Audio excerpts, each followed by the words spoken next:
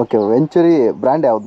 Sir ನಾನು ಹಾಕಿರೋದು ಆಟೋಮ್ಯಾಟ್ ಅಂತ ಸರ್. ಇದನ್ನೇ ಏನಕ್ಕೆ ಸೆಲೆಕ್ಟ್ ಮಾಡಿದೆ ಅಂತಾನೆ ಹೇಳ್ಬಿಡ್ತೀನಿ ಸರ್. ಓಕೆ ಓಕೆ ಸರ್, ಈಗಿನ ವೆಂಚುರಿಯಲ್ಲಿ ಏನಾಗುತ್ತೆ ಅಂದ್ರೆ ನಮ್ದು ಇರೋದೇ ಪ್ರೆಷರ್ ಕಮ್ಮಿ. ನಿಮ್ಗೆ ವೆಂಚುರಿ ಹೆಂಗ್ ವರ್ಕ್ ಆಗುತ್ತೆ ಅಂತ ಗೊತ್ತಿದೆ ತುಂಬಾ ಜನಕ್ಕೆ. ಇಲ್ಲ ಇನ್ನೊಂದು ಟೈಮ್ ಎಕ್ಸ್ಪ್ಲೈನ್ ಮಾಡ್ಬಿಡ್ತೀನಿ. ಓಕೆ ಸರ್, ವೆಂಚುರಿ ಹೇಗೆ ವರ್ಕ್ ಆಗುತ್ತೆ ಅಂದ್ರೆ ನೋಡಿ ಸರ್, ಇಲ್ಲಿ ನೀರು ಹೋಗ್ತಾ ಇರುತ್ತೆ. ಓಕೆ, ನಿಮ್ಗೆ ಇಲ್ಲಿದ್ರು ಇಲ್ಲಿ ನೀರು ಪಾಸ್ ಆಗಲ್ಲ, ಯಾಕಂದ್ರೆ ತುಂಬಾ ಸಣ್ಣ ಪ್ರಮಾಣದ ಹೋಲ್ ಇರುತ್ತೆ ಅದು. ಓಕೆ, ಅದೇನ್ ಮಾಡುತ್ತೆ ಅಂದ್ರೆ ನೀವು ನೋಡಿದ್ರ ಅನ್ಸುತ್ತೆ, ನಾವು ಉಫ್ ಅಂತ ಉಪ್ತೀವಿ ಒಂದ್ ಕಡೆಯಿಂದ ಪ್ರೆಷರ್. ಆ ಪ್ರೆಷರ್ ಜೊತೆ ಏನಾಗುತ್ತೆ, ಇನ್ನೊಂದು ಪೈಪಲ್ಲಿ ಇರೋ ನೀರ್ನು ಅದು ಎಳ್ಕೊಂಡು ಹೋಗ್ಬಿಡುತ್ತೆ.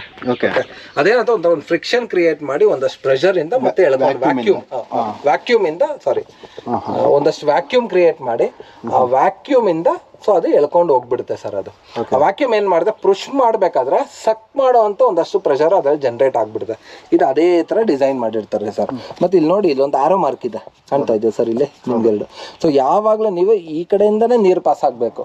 ಹೌದು, ಕೆಲವರು ತುಂಬಾ ಬುದ್ಧಿಜೀವಿಗಳಿದ್ದಾರೆ, ಉಲ್ಟಾ ಹಾಕ್ಬಿಟ್ಟಿರ್ತಾರೆ. ಓಕೆ ಸರ್, ವರ್ಕ್ ಆಗ್ತಿಲ್ಲ, ಪೈಪ್ ಹೊಡೆದೋಯ್ತು, ಈ ಥರ ಎಲ್ಲ